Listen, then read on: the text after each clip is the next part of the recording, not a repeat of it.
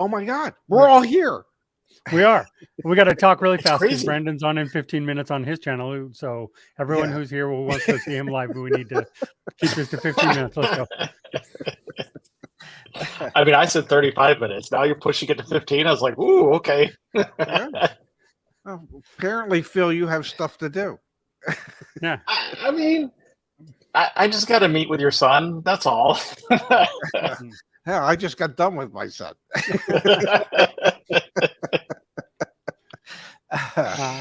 Welcome, guys. Yeah, what the hell are we talking Thanks, about Justice.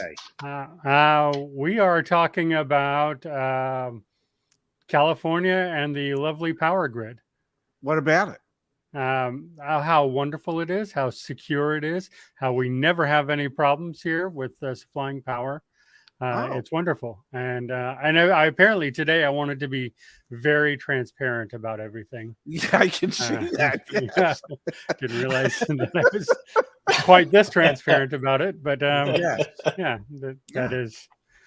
So, so we had a couple bumps in the road over the July 4th weekend. What kind of bumps, may I ask? So we had a slight warming or a slight problem with 11,000 people in the Bay Area losing power. 11,000 households. That's more than households, 11,000 people. What's the average size of a household in San Francisco? I have absolutely no clue. Right? Make it up. Okay, so it's it's 2.7, I believe, in San Francisco. Okay, there you have because multi-generational housing yes over here, so it's a little bit higher than national average. Gotcha. So about 30,000 people. Yeah, were impacted. Any of those have EVs that they couldn't charge? I don't know. I'm not saying that there is a correlation, but this happened over the July 4th weekend. Yes. And in June, we did say that the same Bay Area now has 50% new electric or hybrid vehicles registered in 1 month. So it was actually slightly over 50% of all new registrations in the Bay were EV or hybrid electric vehicles. Wow. So we can assume that those homes that lost power were EV households. I'm gonna go with that, and plus the heat. So I don't know what the Bay got to here in Sacramento. Got to 118.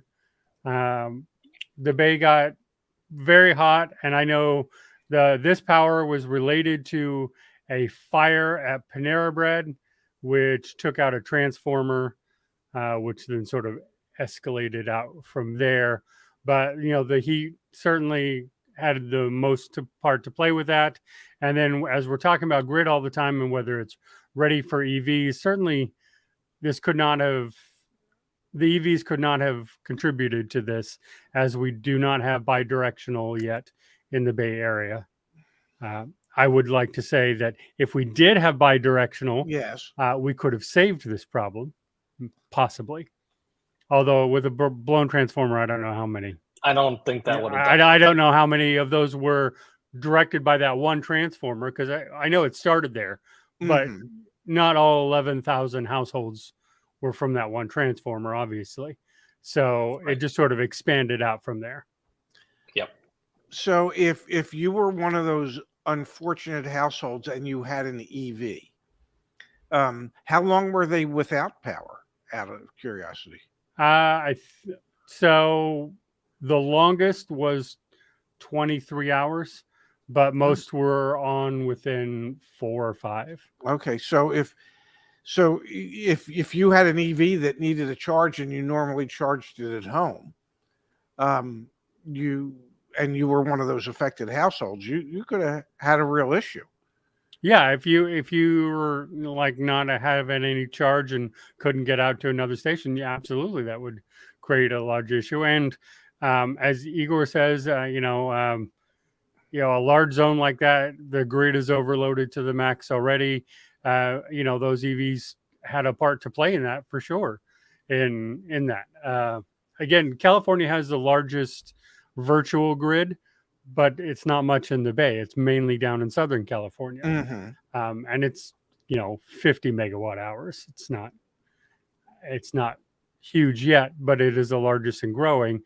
If you had bi-directional charging in the bay, I think a lot of this could have been saved. And instead of, the EVs placing the load on the grid, they could have supplied some energy to the grid during that peak time. So, hot.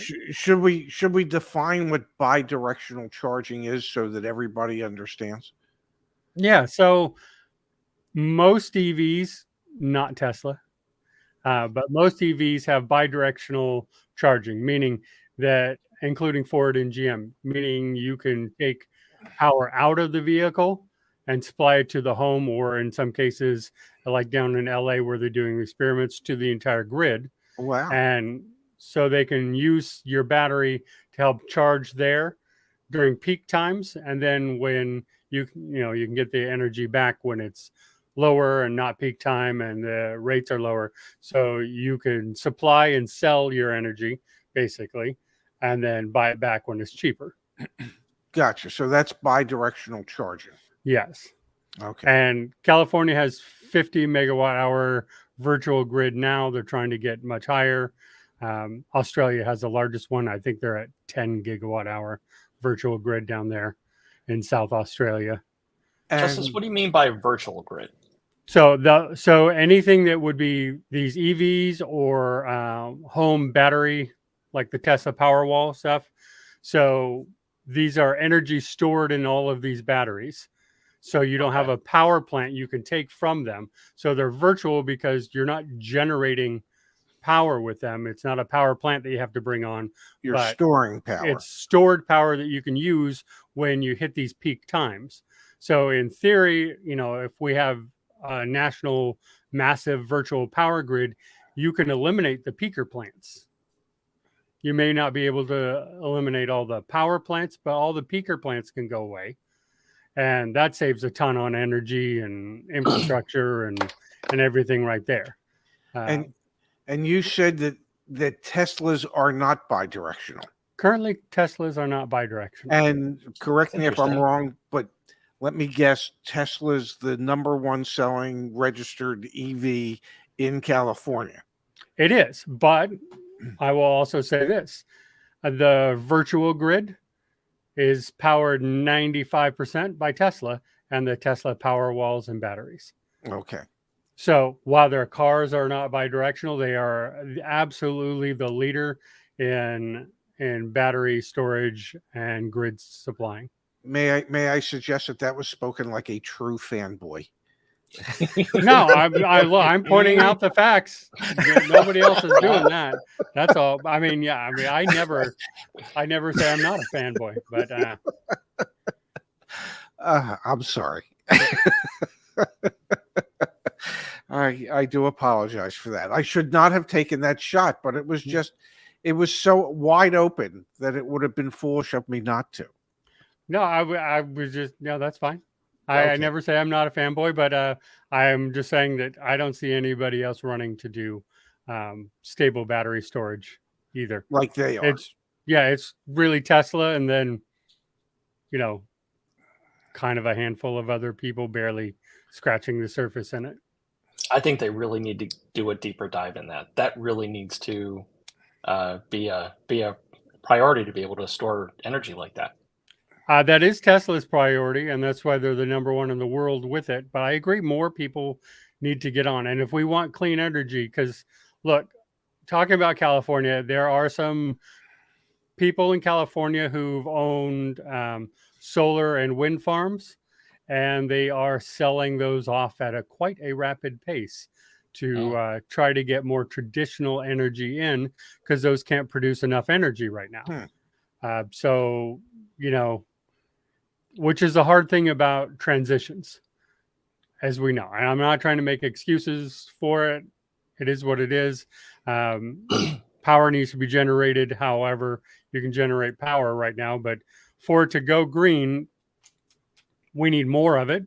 Mm-hmm. Taking up more area than a traditional power plant. But with battery storage is really the key to all of that. You can produce all the energy you want from wind, but if you're not storing that power, then when the wind dies down, what are you doing? When it's a cloudy day or it's nighttime, what are you doing with the solar? You have to store all that extra energy, and we're used to, in America especially, we produce power on demand. We store none of it. It goes out there and it's gone, and that's probably the least efficient way to possibly do that. Absolutely. And Justice, we better get on top of this, because right now, we've got 1.5 million EVs on the road, and we're forecasted to be somewhere in the realm of 26 million by 2030. That's not too far off. Yeah, no, it's not. And I know this battery storage is a big deal for a lot of government and a few private contractors right now. I don't think it has seeped into the ethos of the American people yet, that's sort of where this needs to go and a focus. Yep. So the stored power is realistically what we need moving forward, so we don't have to put so much pressure on the electricity producers. Yeah, I mean, even if you're generating it with coal plants, if you are then taking the energy, the excess energy, and storing it in battery packs, so during the peak times, you don't have the peaker plants, and you can really distribute it more evenly over a long period of time, it's still far more efficient than what we're doing now. How long can those battery packs actually store that power? Do we know? Well, it depends on the technology. There's lots of different battery technologies and stuff, but I will say the one of the most expensive ones, and I didn't know we were going to talk about this, so I don't remember the name of it. But I'm sorry. It is the same battery technology that is used on satellites and the space station. That gets out there for has been out there for 40 years, and they haven't replaced them. They haven't done anything. They're just too expensive for, they're too heavy and impractical for cars, for movement technology. They're too expensive for your home, but in an industrial scale, yes, they work pretty well, because power plants are expensive. So if you're using those to help offset that, that would be the way to go. We've talked about it way back with Justin. I just am blanking on the type of battery technology now. I will put it in the comments when I find it, though. I apologize for sidetracking us, but I'm really good at that. No, it's a good question, and I know we've talked. Justin and I have talked about it, and I don't know why I'm just blanking on that yet right now. And Susanna, do we discuss the flying EV yet? We haven't discussed it because this has been talked about for the last 2 years, and it seems like every 6 months we have another company with the first flying EV ever announced. And I saw the article. My sister, actually, Wendy, hi Wendy, sent me the article this weekend. I'm like, okay, this is the fourth one that is the first one to ever be announced. Here's the real question: what comes out sooner, the flying EV or the Cybertruck? Well, I bet the flying EV. Well, I will say they have been testing the flying ones in Phil's area in Detroit and in Chicago for like a year and a half now. I would be a buyer of the flying EV. That I would do that. Really? I mean, I think it's all automated, so you can't fly it yourself. I mean, and Phil, I think you understand why. I understand as a pilot, why. You get why. I do understand, and we are going to eventually get to. I'm so glad that's going to be automated, because humans flying around everywhere. No, that's a recipe for disaster. Yeah, I mean, you can't don't text and fly. No. But yeah, I mean, those have been tested for a while now. But so is the Cybertruck. So I think maybe it's a race Ray. I don't know which one will be for sale first. I will say this: Yes. the Cybertruck will be cheaper than the flying EV. You sure? Yeah, yes. right. Yes, because the newest one announces, I think it's starting at 300,000. So the Cybertruck will be cheaper than 300,000. I 100% guarantee you that. Okay. Now I have one other question that naturally will sidetrack us. But but these flying EV cars or whatever the hell they're going to be, how high up do they fly? I'm gonna say, Ray, not very high, because I'm sure that the FAA is going to put regulation on how high these things can actually go. Maybe less than 1,000 feet. I don't see above ground. Yeah. That I would see that no more than that. Wow. Yeah, I was gonna say, Phil, like there's that space between the Department of Transportation and the FAA, and I think it'll probably be somewhere in that space. It'll is my be in that guess. area. Interesting. Well, here's one last question on this. Will I see those in my lifetime? You might. I think so. Really? I do. I really think so, because there's a lot of countries around the world. When we're talking about the flying EVs, we're just talking here. Saudi Yeah. Arabia has some on their police force already. Their Really? hover bikes that the police force uses. There's some in Japan that they're already using officially. So I do think so, Ray. I think it's just whether they'll be mass adopted. I think we have a shift mentally where we still have the never EVers out there. So I think there needs to be a mental shift to get to a flying EV. A lot of people are going to be like, I'm definitely not going to get into a flying vehicle I can't control on my own. Do you think it'll be anything like the electric scooter rentals in cities where people rent them and just drop them anywhere on the sidewalk when they're done with them? That the flying EVs could be the same type of situation? I think, and correct me if I'm wrong, Phil, you probably have more insight to this, but my guess is these will mainly be adopted first by Lyft and Uber style companies. I would guess that would be the case, because and not consumers. Yeah, I don't see this anything. being something that the average consumer is going to be able to purchase and run and be able to operate. I just don't see it. But I do see that, especially in cities where, say New York, where traffic is a nightmare, or LA that's so spread out and takes you, 2 hours to get 5 miles, that these kind of things might be very popular in those kind of areas where you can Uber a flying vehicle and get you over to your destination very quickly. Okay, I think you're going to need a Platinum American Express card for that. Yeah, I would. Just Maybe. guessing. Yeah. Wow. Look where you kids have taken me today. Look at that. Yeah. You never thought. Yeah. You never thought, Ray. We went from power outages in the Bay Area to someday I'm gonna call a flying Uber. And that's possible. Man. Yeah, I mean, Phil, you need to look up when we're all in Detroit, see if we can rent a flying taxi somewhere. Yeah, I'll get on that right away. Yeah. We'll prove that right off the bat. I'm sure we'll all just jump on one of those, no problem. Oh, Lord. Yeah.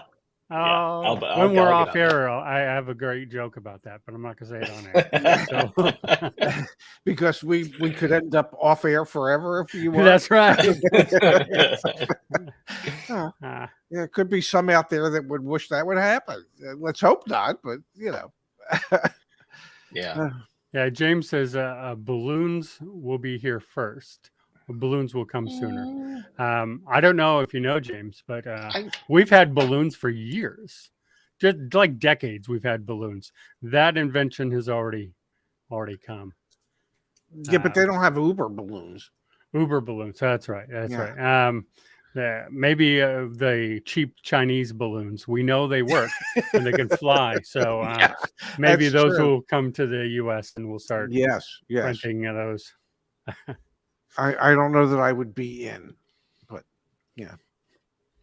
So it looks like just recently there was one of the prototypes that did get an airworthiness certificate from the FAA. So that's you know, more and more of them coming on. Wow.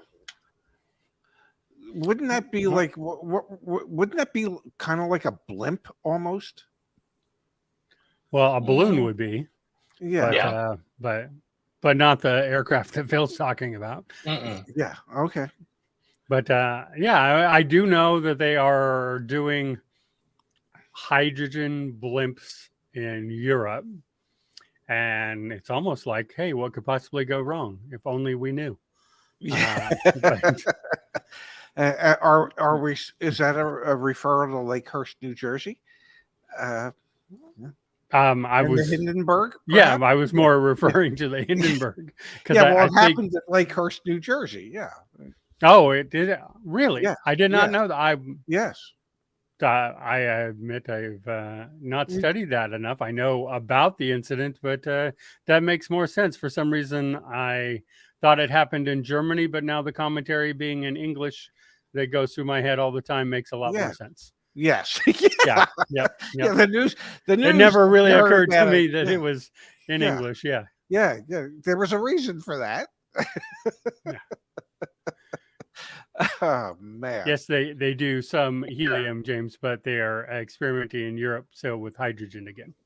Wow. Um, What else is coming up in EV land that, say, a novice like myself should be aware of? You know, having, as you and I discussed the other day, you know, we spent the weekend in Montreal, and I found myself in a couple different EVs, and I saw so much more infrastructure for EV charging in the middle of a large city, in Montreal. I mean, just walking down the street, there were chargers on city streets.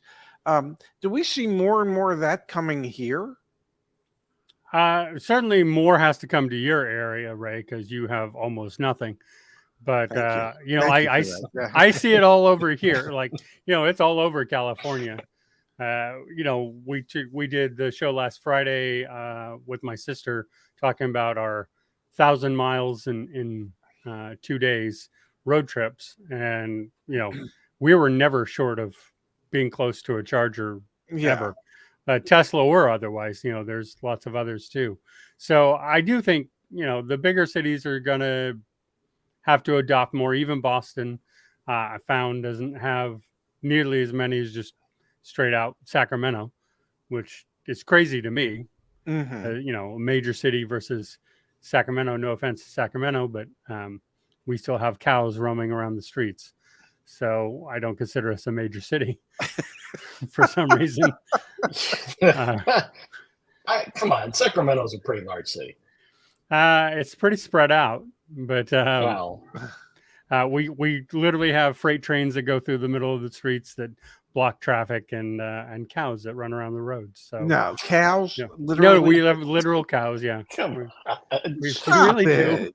We really Yeah, do. probably out in the rural areas, not Well, really. yeah, not in downtown. I mean, Although you I've said seen it. some You're horses saying running. it. Yeah. No, I said Sacramento. I didn't say downtown Sacramento. I said Sacramento. All right. So that's All right. like Los Angeles or Detroit.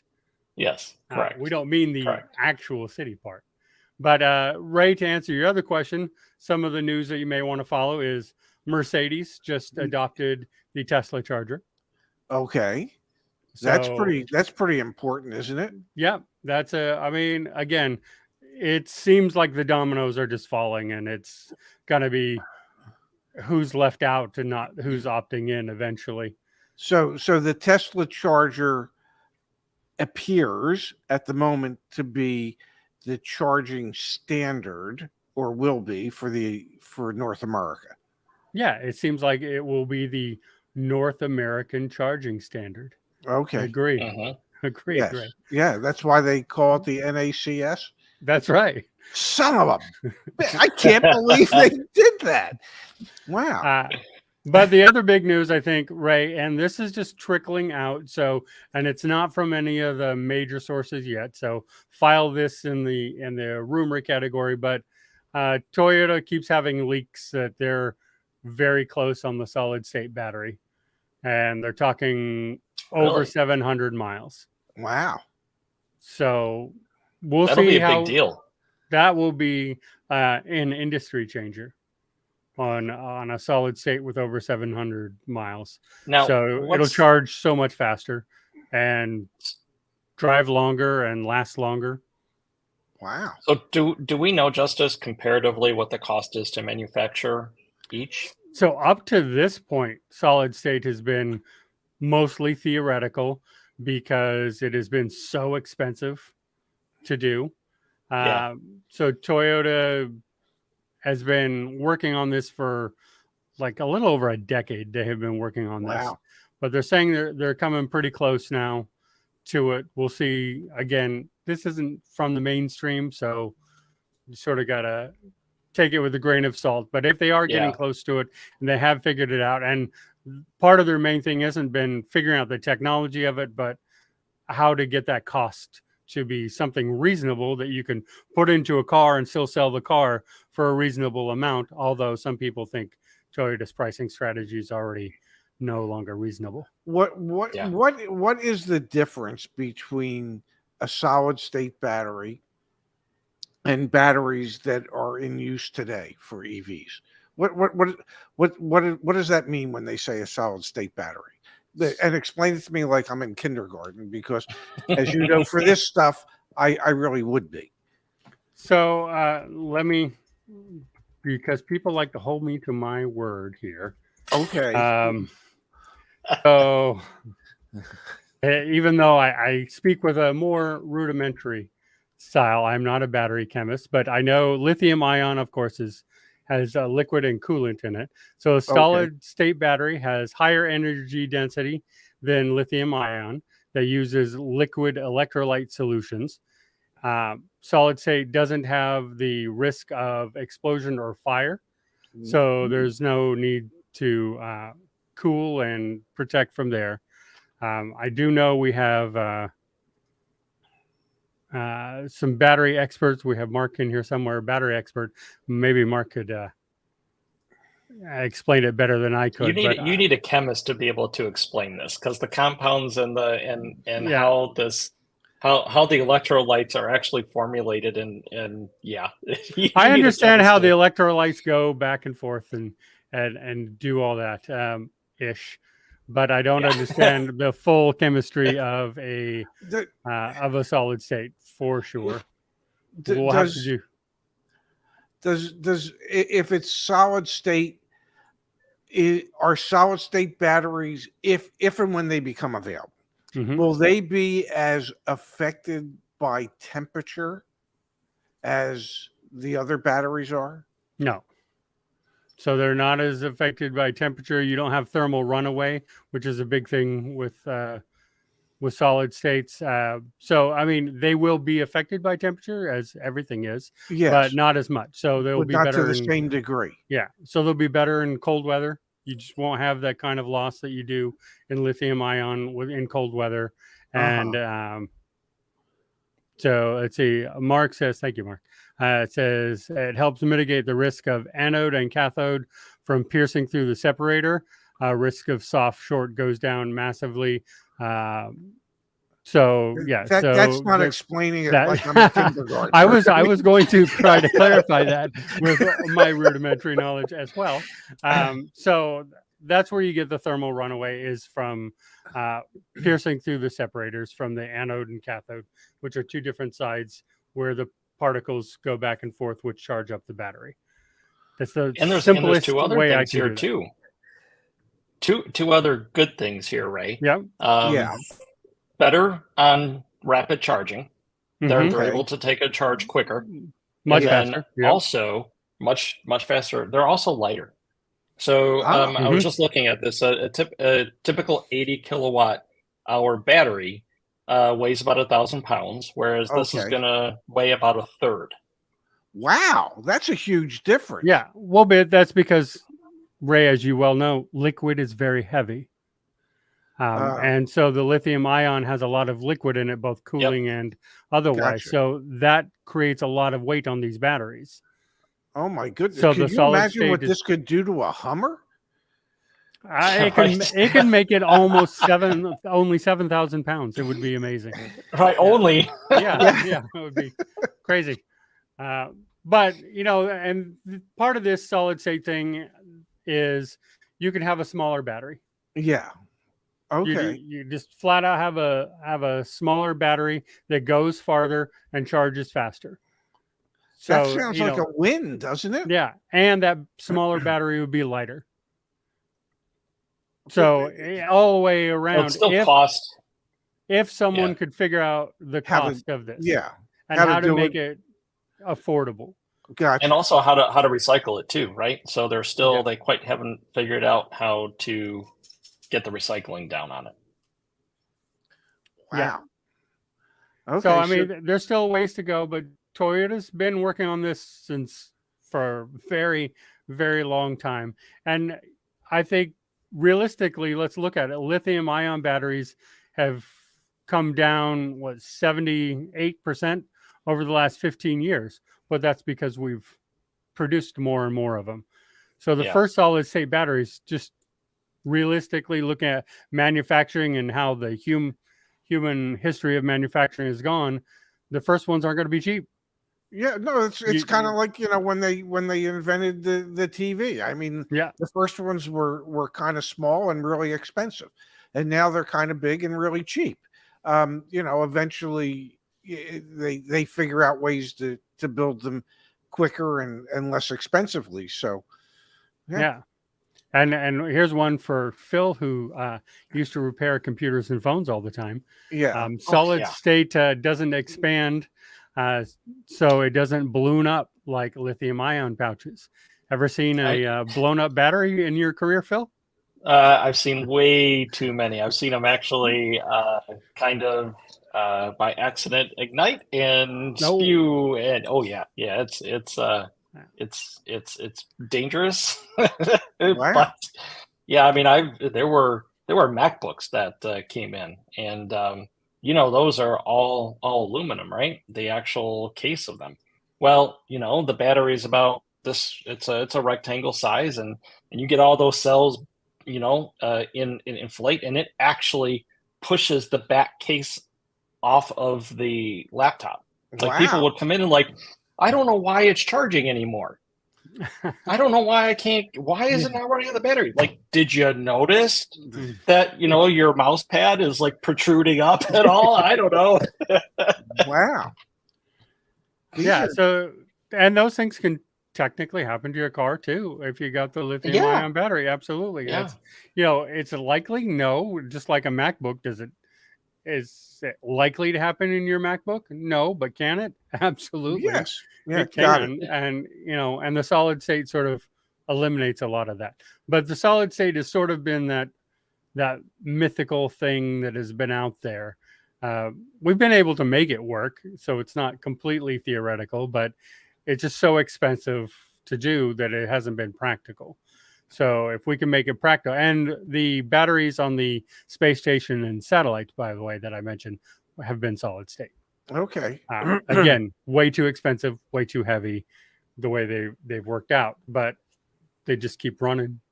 You got 40, 50 year life out of them. Yeah. I hate to break it to you, but Phil asked that we keep this somewhere between 30 and 35 minutes.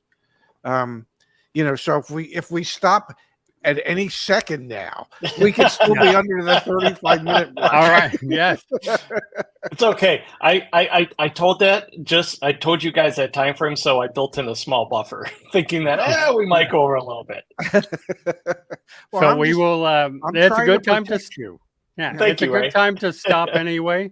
So we can prepare to do a show about these batteries, and I can do some research ahead of time and answer the questions. I must say before we go that I won't be here Tuesday because that's when Zach and I will be flying back from Charlotte. Okay. So, because we'll be in Charlotte Monday and Tuesday. So you might want to get a guest host for Tuesday. I will reach out and we'll find somebody on Tuesday. Tuesday's a weird day for me too. I got to leave early at work today on that day. Yep. So it's all it's a weird day. But you'll be here Wednesday, right, Ray? Yes, because I don't think we're going to Staten Island until Thursday. You know, I don't know if I've ever mentioned I used to be retired. Yeah, I've heard that once or twice. I heard that you were retired. Yeah. See, Ray, the difference is you retired from the car dealership. Yeah. You didn't retire just from the car dealership. You're like one of those military guys that retires and then goes and opens his own business for security. I retired, but not really. That wasn't my plan.